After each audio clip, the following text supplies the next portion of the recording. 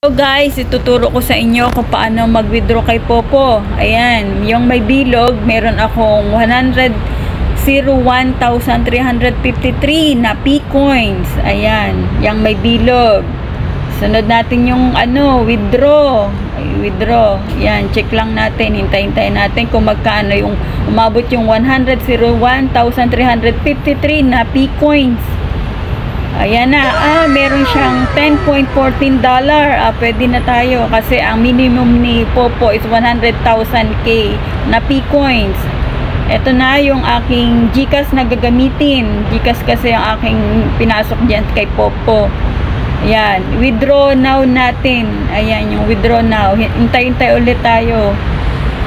Ayan na yung withdrawal record na ilagay natin kung magkano yung minimum ni Popo. Ang minimum niya is $10.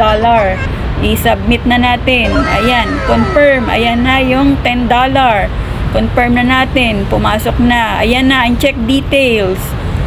Na pwede na, ayan na, 9.32. At dito guys, andito na sa GCash ko, na cash in ko na 503 pesos. Thank you.